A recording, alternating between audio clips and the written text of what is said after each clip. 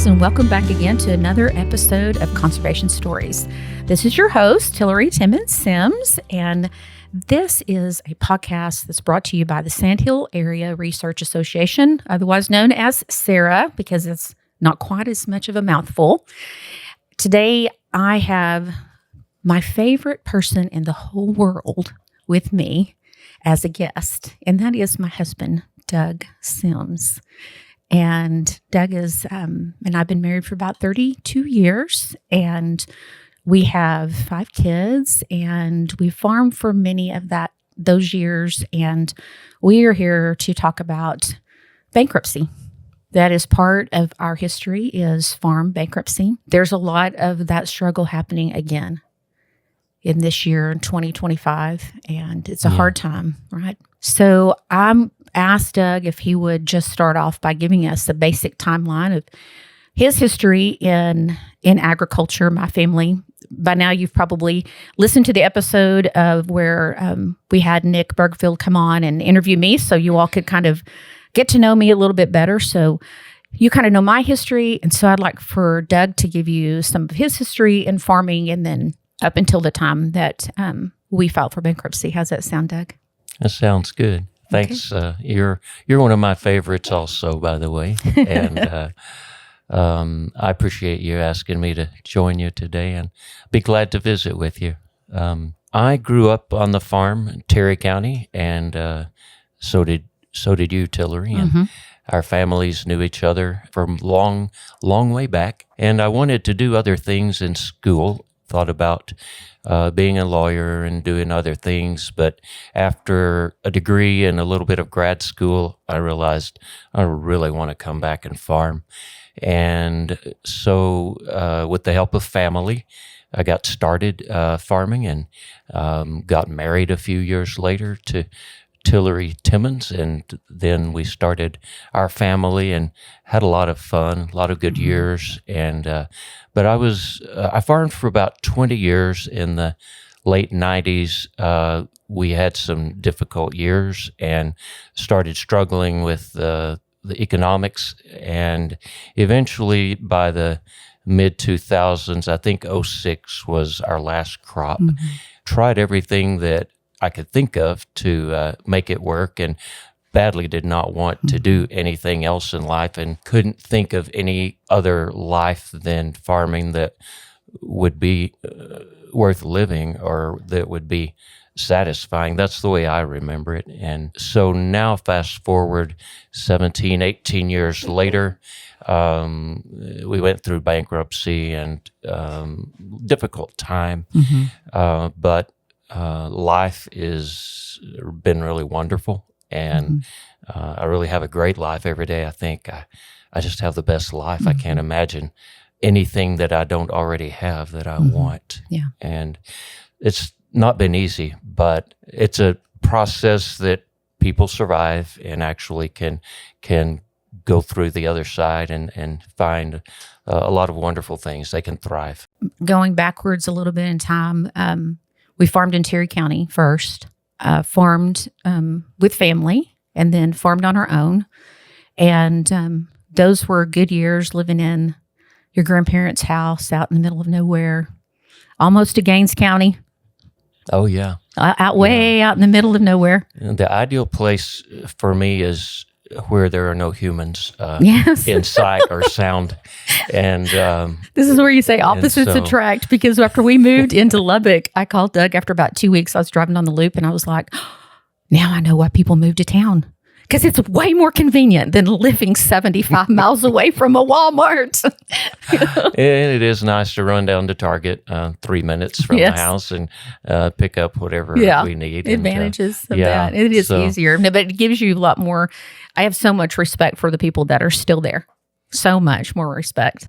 Growing up, I didn't want to stay on the farm. I really wanted to do other things, but then after seeing a little bit of what the other side looks like in college, I realized, I'm a farm boy.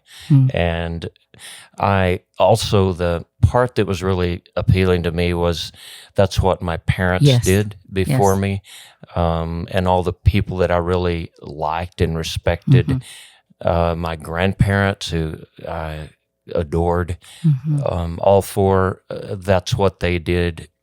My great-grandparents who, for the most part, I didn't know as far back as we know, our people were farm people. Yes. And I learned in my early 20s why it becomes such a part of a person. The land is so, it's personal, Yes. and it's home. It becomes who you are and where you belong. We were, I feel like, kind of that last generation to be born with a lot of identity. You know, you were born into this specific occupation, to this specific place with deep roots. You were a grandson or daughter. You were a daughter or a son. You were a sister or a brother. You almost could have your path was almost laid out for you when you were born. And now we're, our society has changed so much. And so there's so many questions about who am I and what am I going to do, And for us, I never thought about doing anything else, ever, never. It never, of course, that part of that was my own upbringing, but I could not conceive of doing anything other than being on the farm and living the life that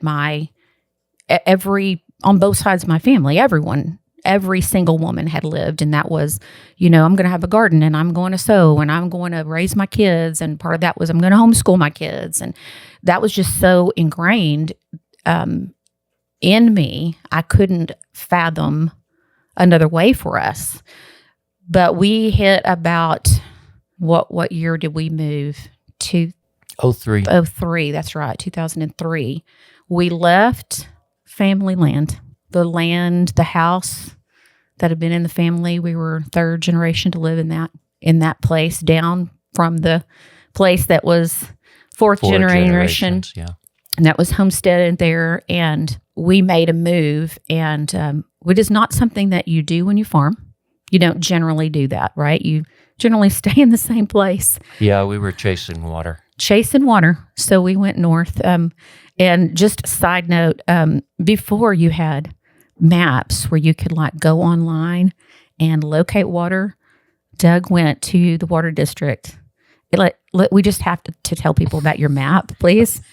Oh, sure. So explain the process of how you figured out where the water was in your map, because we literally drove the entire panhandle of Texas, deciding where to go. The water districts have maps that show saturated thickness. Now you can see it online.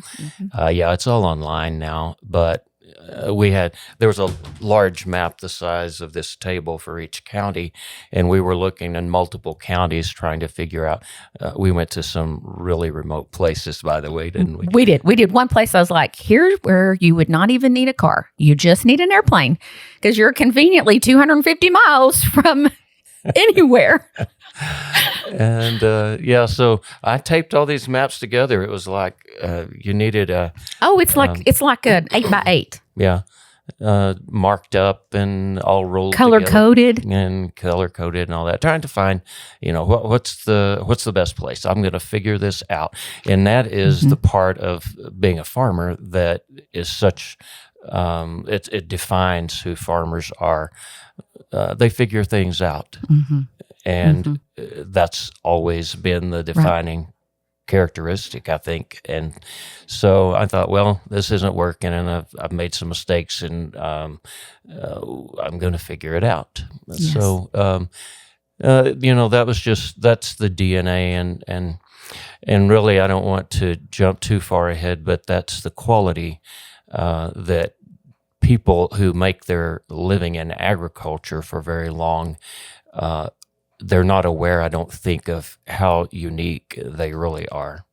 But the goal was to find a better place and continue that lifestyle. Right.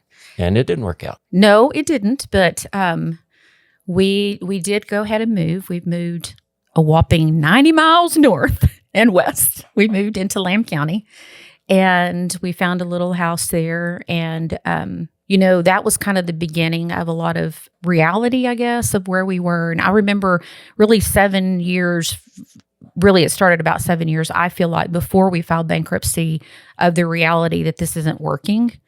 And I can remember asking you if you could do anything, like just dream anything, what would you do? And you're like, I would farm. That is why I'm farming, because I've already been there. I've already gone and looked to see if I want to do something else. I don't. I want to farm, and I think probably the reality of where we were headed was probably more, I think I maybe was embracing it a little more than you were at that time. Like, it's not going to work out. And I can remember one time we were at one of the million meetings with bankers, and you had gotten up to leave the room, and he said, I've never seen anyone who keeps records the way Doug does. Never. I've never encountered anyone that knows the depth of the economics of where they really are. And I wonder sometimes, like, if that, that keeps people going a little bit longer, you know what I mean? If they don't really know exactly how bad it is, and we just thought, and it happened. I feel like the turning point was in Tillery County before we left, the year that we got hail, that year right before harvest. And really before that year, we had so many good crops, and we were doing well. We were on the path of, I remember you saying, we're going to build a house. You make a folder and put your stuff in there because we're going to build a house. And I said, heck no. My mom did that for years. I'm not doing that, But in my mind, I'm like, that expectation, you can't help but, because you do see that, you know what I mean? That some people do make that kind of success. And you always think, well, you'll be the one that's doing that, And so when we moved, we had some really good friends that helped us to find a house, and then help me to embrace that house, that little country house. Yeah. And accept the reality of where we were, and that this was not a step up, And but it was those years when we moved, going into bankruptcy, were extremely difficult. They were very stressful, and I didn't appreciate enough how hard they were on my family at the time. It was almost like if you give yourself some other option, then you're not single-minded. You're not fully focused on the goal of making this work. Mm-hmm. And so I think there was some unwillingness on my part to really think about longer term, what's my exit plan. Mm-hmm. Yeah. Well, you don't, and part of the problem that people don't understand about ag is there is no easy exit plan. No. There is no, if we could have ejected 7 years earlier, I can remember us looking at the tax ramifications year after year going, this makes no sense. We can't do this without almost completely losing everything that we've so let's keep on trying, and you're in this cycle of maybe one more year, because when you get that one good year, right? It can bail you out, Yeah, about 3 times we had a good crop and got back in good shape, and and then so I was good at some aspects of farming. There were certain parts of it that I did really well. There were others where, in retrospect, I realized afterward, I'm not a good mechanic, for example. This is true. And other areas that I just wasn't as talented or didn't prepare myself or whatever as I well, expected. And the hard thing too about farming is everybody has a job. In that job, there's things that you're good at and bad at, but you're limited on how many things that you're doing. And when you're farming, oh my goodness, you are doing it all. You are every kind of conceivable part of work. It's mental work and it's physical work of every kind. And, I think now even more just reality of folks getting into like the marketing side of it, and how can we, market our farm, and how can we, let people know who we are and what we're doing, and being involved in organizations that are trying to raise awareness. That's something that we weren't even doing at that time. That's a whole nother added, layer of, concern for people now. But I think that in the move, you were really busy, trying to keep us afloat. And we had 4 kids at that time. And I totally agree. The impact on our kids, what I see is that, it impacted their belief in like the American dream, I would say, like if you work hard, it happens, and I see them, how hard it has been for them to come around and start embracing that is true, and part of that I think comes too from just, our mentality of who we were as a family at that time of, really a lot of black and white, because part of the reason why we didn't go out sooner or go through bankruptcy sooner is because it just seemed morally wrong. Like, this can't be what God has for us to do. And how can we possibly even consider this, So do you remember the conversation that we had with the bankruptcy lawyer talking about that? And he talked about the laws in Texas. And he was so precious. Yeah, Gary Condra. Yes. Yeah. Wonderful man. He passed away a few years afterward, but he really was kind and compassionate as he helped us work through that process. Yeah, and I remember him saying, so many of our, founding fathers of Texas, they came to Texas running from creditors, and they wanted to create a system where if you got into that kind of situation, you didn't have to leave the state. They wanted people to be able to stay. And he's like, the laws are created for you to be able to go through this process and stay. And I think, I don't know, maybe it wasn't as impactful for you, but to me, it just put my mind at ease that like, there are people that, I know and love that have been through this, and it's not something anybody ever talks about, which makes what we're doing kind of unusual. In fact, Lacey, when I was telling Lacey that we were going to do this, because she had mentioned to me a couple of months ago about being at a meeting and saying, I've never seen so many people so despondent in agriculture. And I asked her, I said, do you think Doug and I should have a podcast and talk about it? And she said, you are the first person I've ever met that can talk about it. There's like no shame attached to it. And there's not for us. And I think partly because of how we have been able to walk through on the other side of it, and, to be able to honestly deal with it. And also because the part that's so difficult is how deeply it is ingrained in your identity, which we touched on, earlier. It's taken a lot of years. It's not something I would have been willing to talk about 5 years after, or maybe even 10 years after. But I've learned a lot since then, and I do have perspective. There are things about myself I don't like. I don't like the fact that I borrowed money and I will die not having paid it back. Yeah. Legally, the debt is canceled. Right. And I'm grateful for that option. But that's part of what makes farmers really special. Is that's part of your character. You believe in a higher standard. You expect the most from yourself, and probably most people in agriculture are too hard on themselves and not able to give themselves enough slack when there are failures, and we're human. We're going to fail. Excusing less than 100% effort is something that people of the land do not do.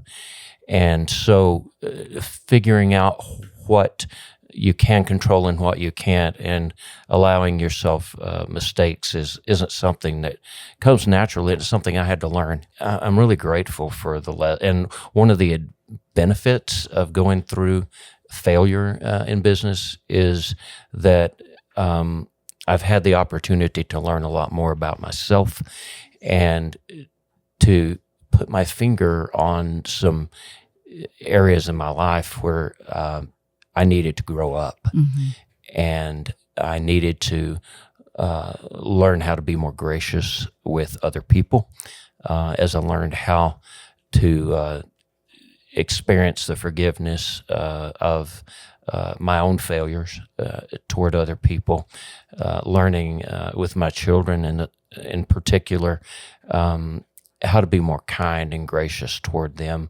was a real deficiency in my fathering. I love my kids. We have wonderful kids, by the way, and I have a great relationship with all of them. I enjoy them so much. But they've been very forgiving. They've been gracious to me, very gracious. And we've learned how to love each other in better ways. And the thing that I really appreciate about people in agriculture, farmers, and people who've made their living for any significant time in agriculture is they uphold a really, really high standard for themselves and people around them, and they're multi-talented, as you said.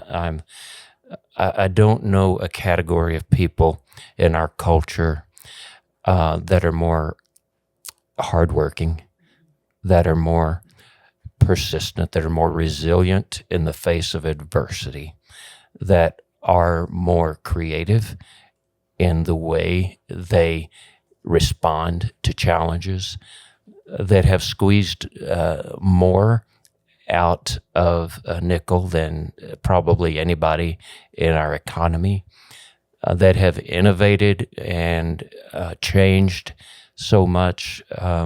Farmers are economists, they're physiologists, they are logistics experts, they're scientists, they are they're psychologists.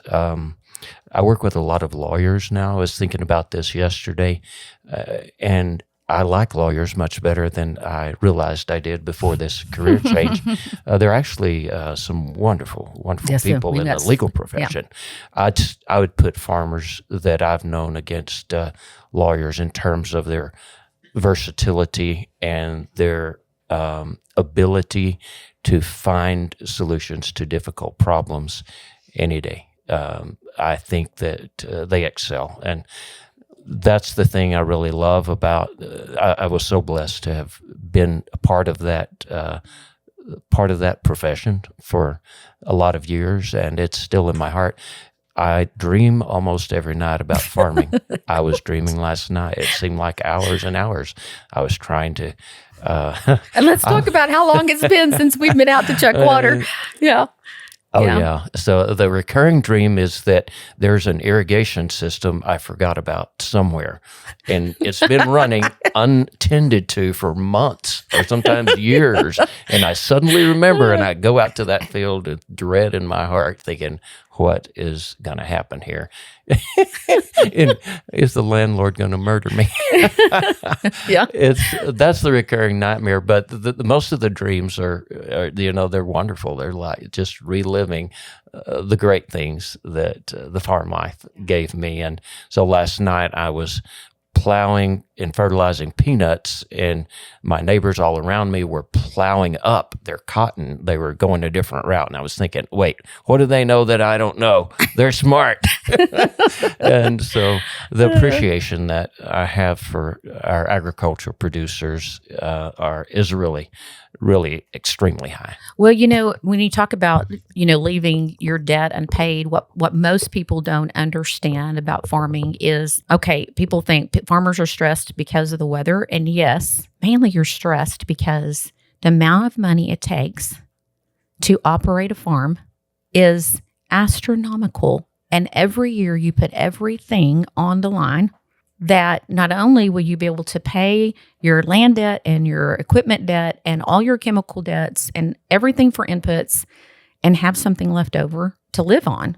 And when you go through bankruptcy, I mean, you're leaving a substantial amount of debt, and a lot of farmers, a lot of their debt is backed by the U.S. government, and they're part of that system that backs farm notes for farmers. And part of our struggle, right, was in that system, we just kind of got stuck in this loop of, why did you move? That's kind of strange. And every year, your operating note doesn't come when it should. It comes later and later and later. And I think that last year our operating note was August. Yeah, that was the 2006 crop. It was, as I remember it, it may not be fully accurate, but I think it was mid-June. And I made the decision not to plant until I knew for sure that I was going to get a loan. So it was, and we were in Lamb County, too far north to be planting cotton in, the 10th or 12th of June. But with some years it works. That year we had a wet, cool fall, not nearly enough heat units to mature the crop. And that was the last nail in the coffin, that was really not, there wasn't the option to try going it again. So it was nice in some ways. There weren't any other options. And there weren't. I mean, and that's the truth, is that we didn't have any choice at that point,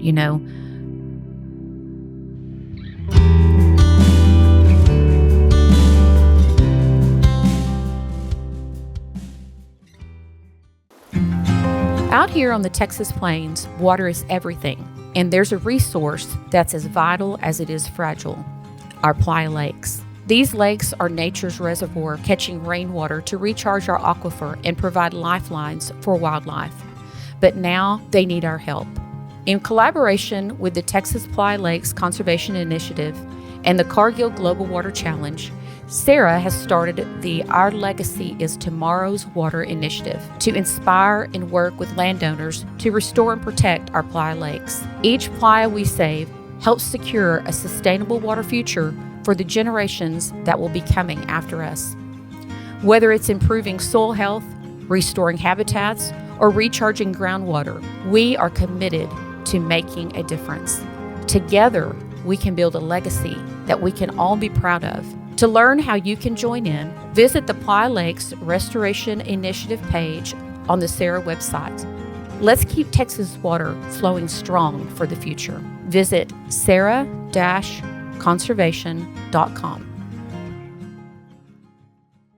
Misconceptions about bankruptcy.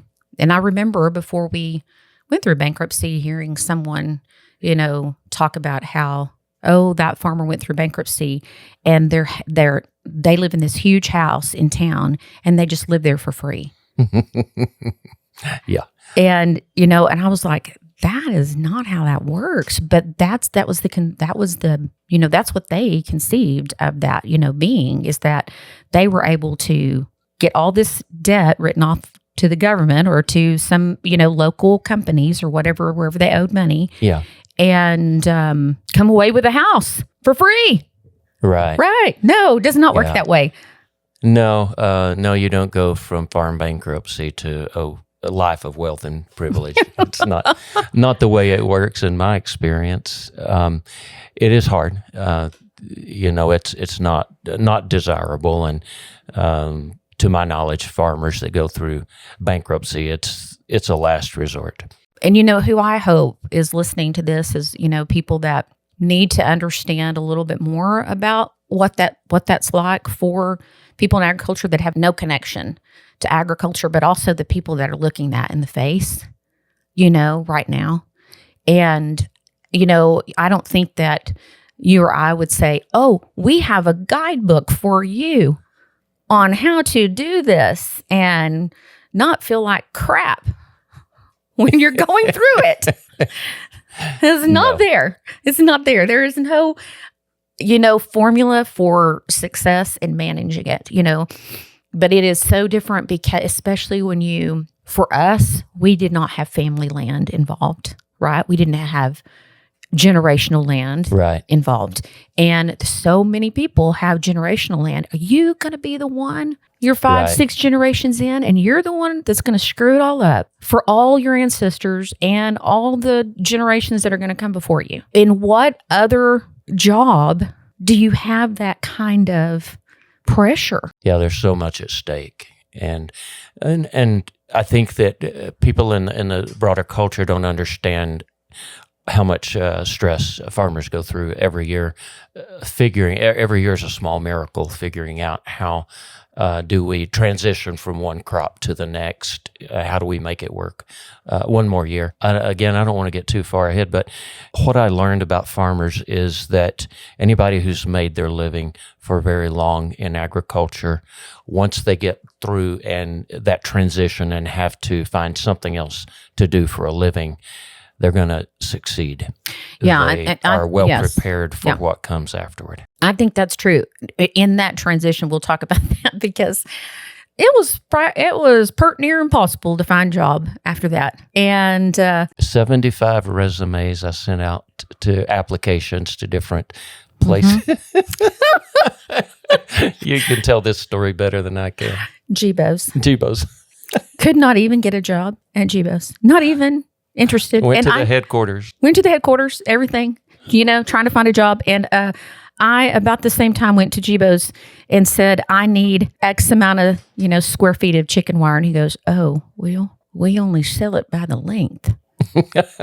And I was like, oh my gosh. And I called you and said, I think you are overqualified. You can do simple math. I was relieved. I realized, the rejection should not be taken personally. You're going to get a ton of them, and there's not a lot of forethought or knowledge into many of those rejections.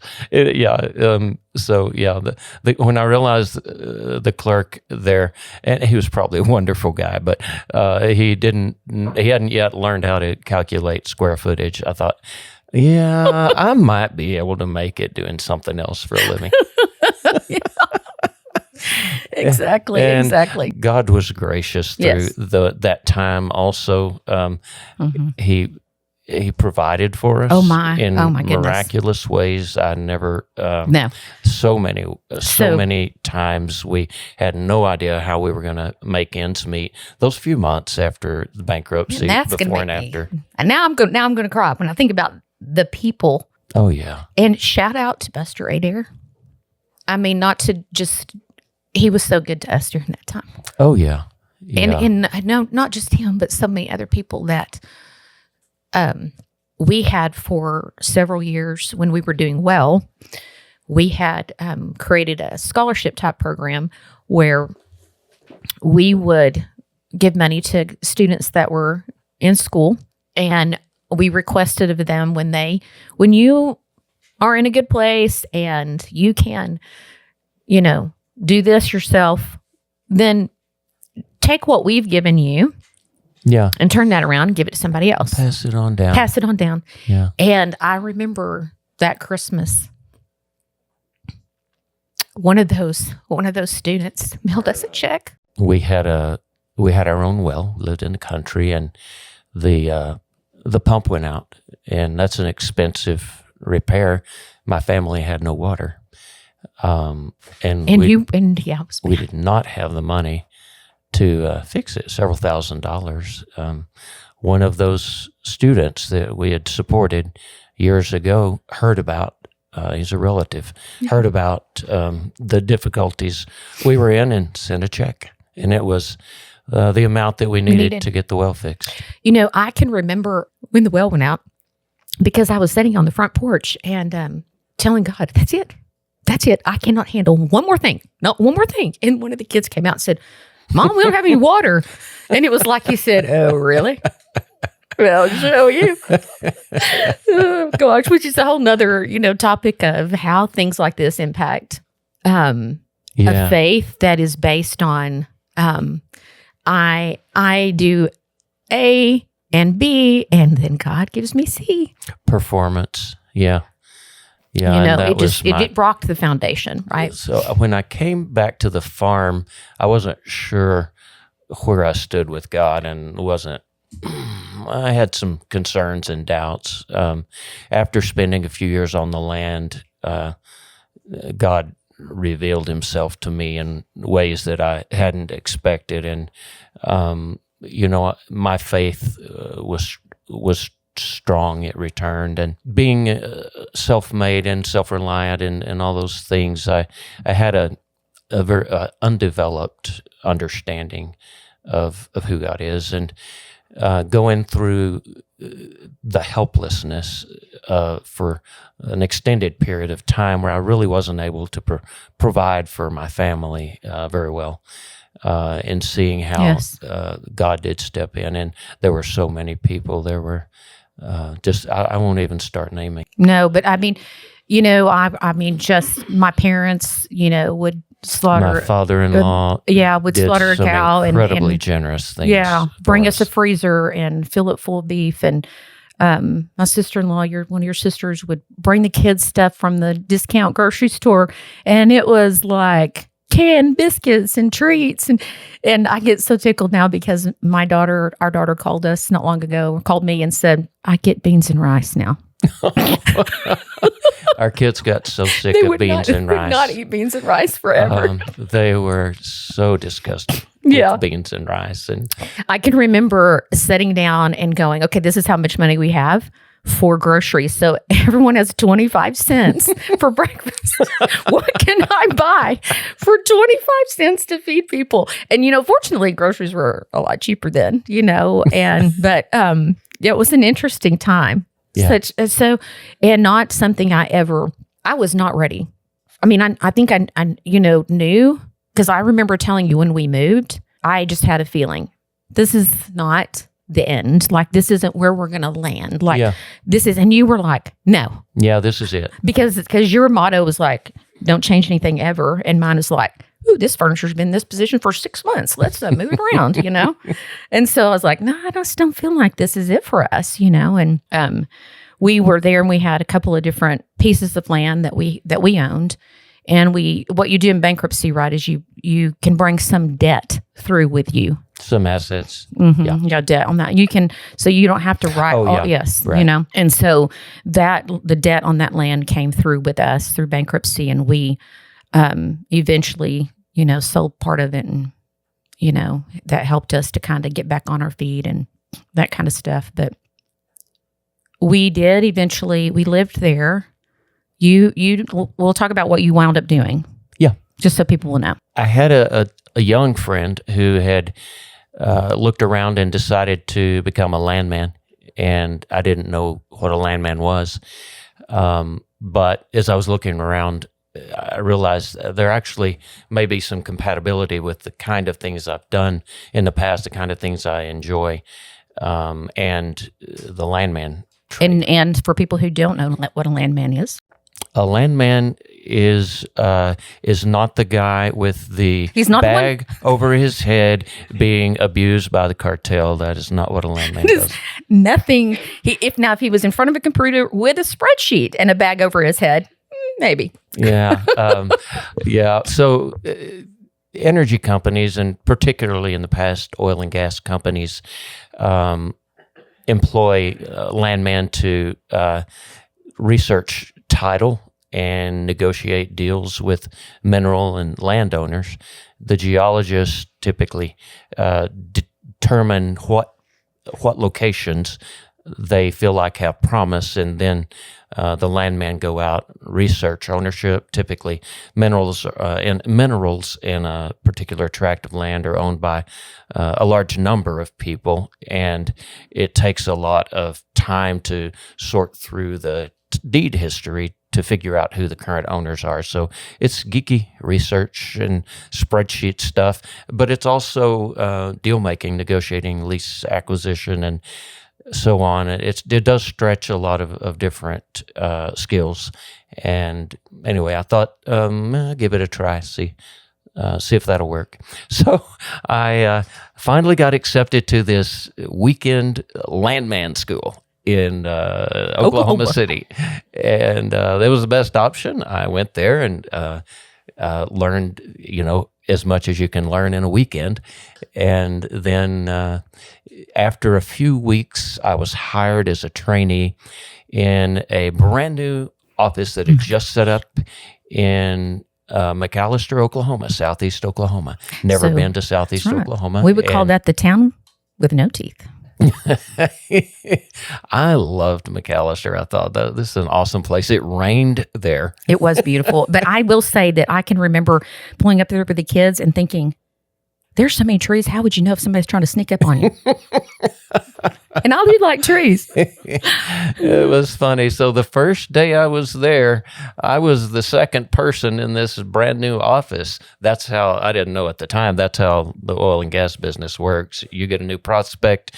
By the end of that week, there were 40 landmen working out of that office. I mean, I was helping set up tables, and eventually I got a title job. And the first day, the boss asked me what I'd done all day, and I tried to explain, and he said, "You're going to have to get with it, buddy."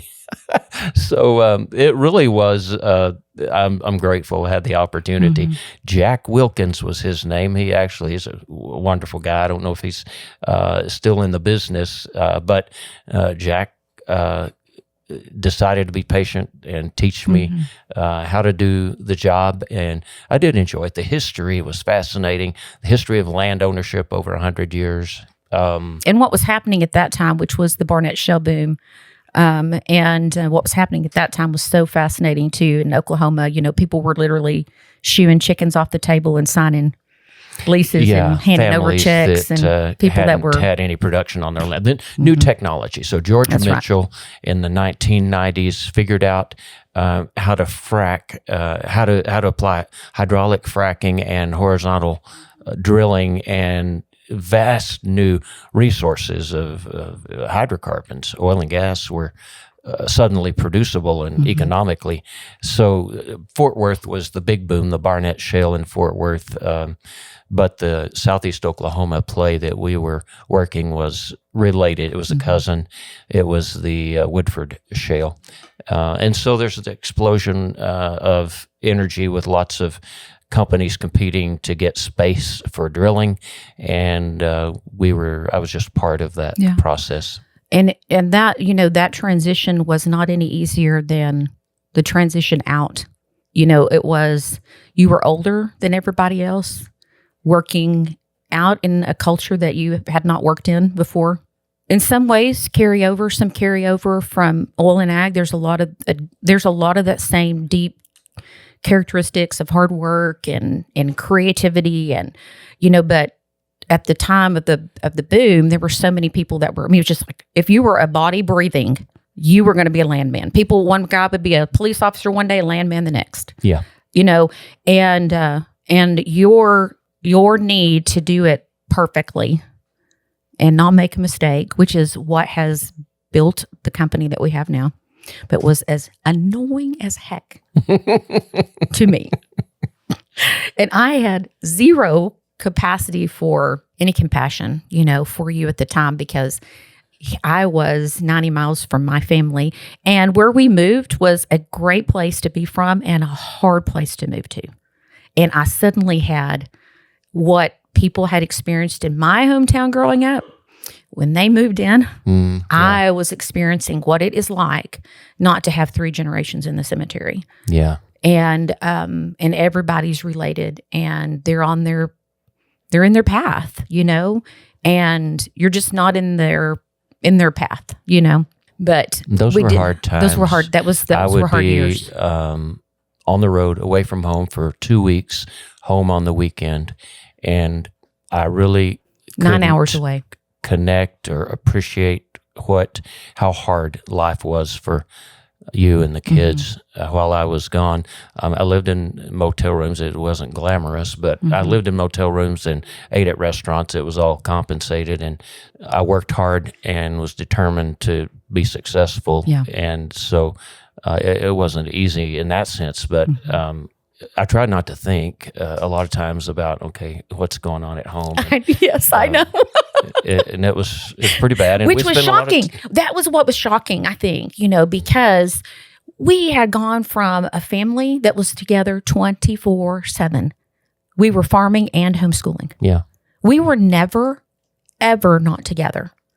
And then it was just change overnight. And the stress of where you were was all you could handle. And have never, up until that time, never had done anything other than raise my kids. Shout out to working moms. Oh, I had no way to comprehend what it was like for you. And I mean, I'm so sorry that I didn't have compassion for what you were going through, but I was so focused on what was going on with us, and I think part of that, if there is a lesson to be learned that other people can take from us is, I don't know how you do it, but you got to remember you're still on the same team. Yeah. And it just felt like and I think we were in that position for several years. Yeah, it was hard. It stressed the marriage. It stressed my belief in myself. It strained our children's relationships with us. I think the whole family just was traumatized by the change. It wasn't easy. And I think part of it, our society was just entering, and maybe even not just society as a whole, but in particular, our particular culture that we were in was not interested in helping people emotionally, or the word trauma was not, it's a word that people use now, but no one was ever using that word.